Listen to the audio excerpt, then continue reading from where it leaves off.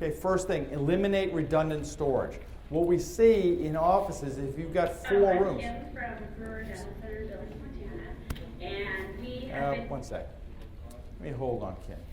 Kim's office produced $460,000 a month. That's kind of good, right? It's not bad. So when their doctor came to visit us from Billings, Montana, which is kind of a hike, it's like 4 flights to get there, because I don't like, I travel some. There's good restaurants, and there's no restaurants in Billings, so I'm not going there. Okay, so they got to fly to me. And so they get there, the doctor gets there, and I said, well, how can I help you? He said, well, we're thinking in our area that we could do $1 million a month. You have my attention. You have my attention. It's good to get my attention. Okay, it's not easy to get my attention. You have my attention. And so they got an opportunity to go ahead and do that much dentistry in their area. They have no idea how to do it. So I said, you know, there are a couple things that are actually missing for the 18 chairs you want to use. I have to make new tools for you to go ahead and do that, because I know the production numbers.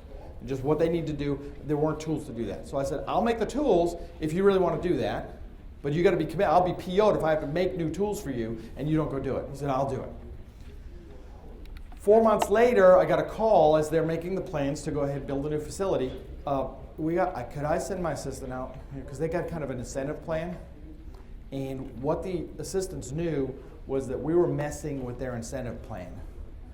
And so Kim, who was the leader of that pack, was going to kill him or me.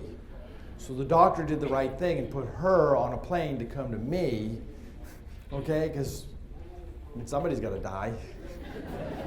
So Kim got to me, and 45 minutes later, she went, oh, I get it.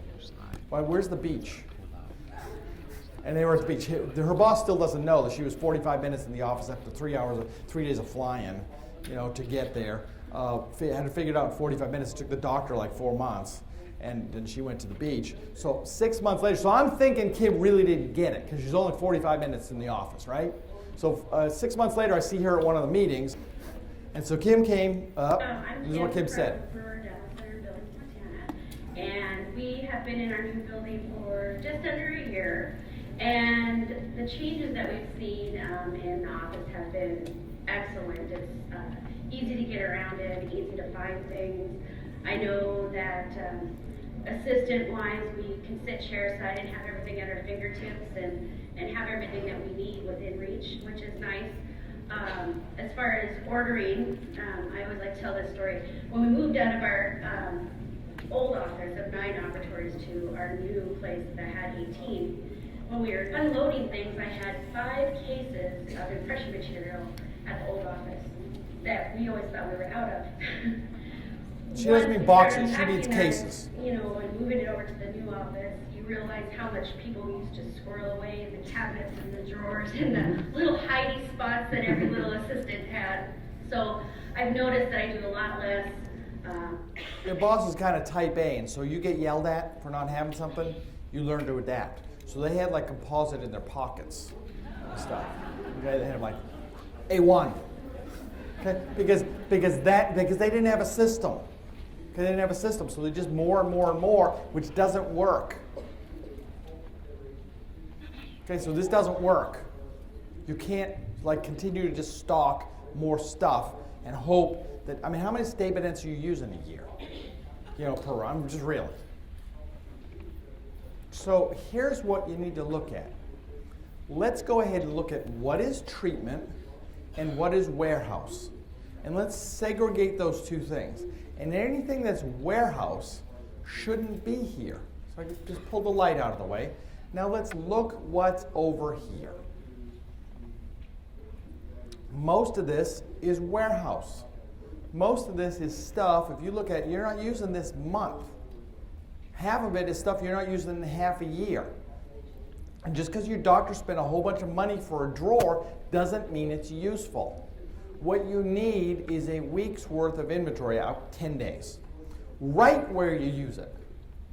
What you need is immediately accessible and visually inspectable, so you know what you have.